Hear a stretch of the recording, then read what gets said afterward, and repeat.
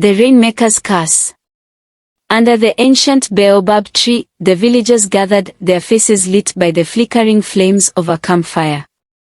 The old woman, her hair white as cotton and her skin wrinkled like dry earth, leaned forward on her staff. Her voice, cracked but resolute, carried over the murmurs of the crowd. "You wish to hear the tale of the wicked king and the drought that cursed our land?" she asked, her eyes scanning the eager faces before her. "It is not a tale for the faint-hearted, for I lived it. I saw the darkness with my own eyes, and I narrowly escaped its grasp." The villagers leaned in closer, and the old woman began. "Long ago, in the kingdom of Naura, there reigned a king named Zubari. He was a man of immense power, but his heart was as dry as the land during the 7-year drought that plagued his people.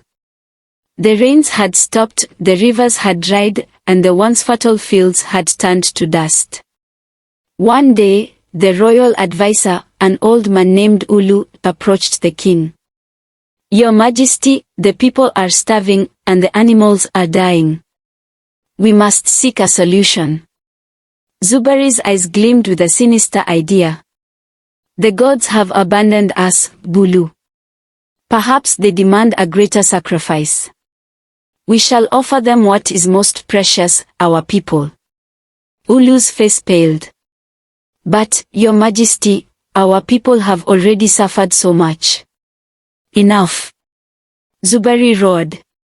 "Prepare the altars. We will appease the gods, and they will bring back the rains." And so, the king ordered his soldiers to gather the weakest and the most vulnerable from the villages. The people cried and protested, but who could stand against the king's army? Far away in the city, Zubari's son, Juma, had been studying the ways of the modern world. When news of the sacrifices reached him, he was horrified. Without hesitation, he journeyed back to Naura, determined to confront his father. Upon his arrival, Juma found the kingdom in ruins. Children were thin as reeds, and the air was heavy with despair. He made his way to the palace and demanded an audience with the king.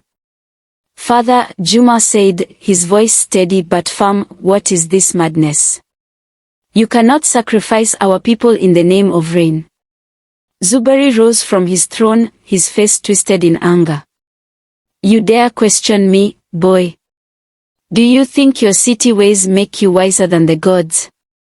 "I think the gods have nothing to do with this drought," Juma retorted.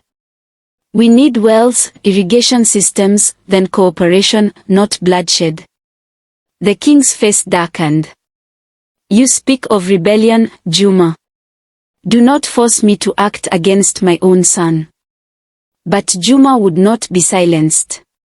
The king declared Juma a traitor and ordered his capture. But Juma, quick and resourceful, escaped into the forest, where he began rallying the people. "The king has lost his way," he told them. "But together, we can find water and save our land." Juma's plan was simple but revolutionary. Using knowledge from the city, he showed the villagers how to dig deep wells and collect dew in the early mornings. He taught them how to create channels to redirect the little water that remained. Slowly, hope began to sprout like green shoots after the rain. King Zubari, furious at his son's defiance, sent assassins to silence him. But each time, Juma evaded their traps.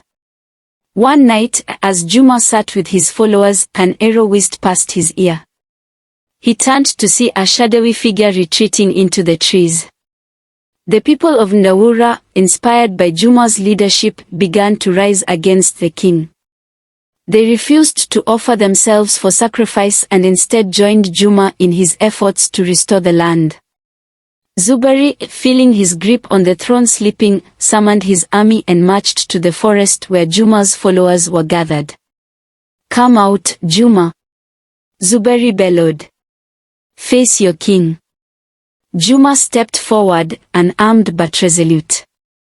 "I face you not as your son, but as a voice for the people. Your reign of terror ends today."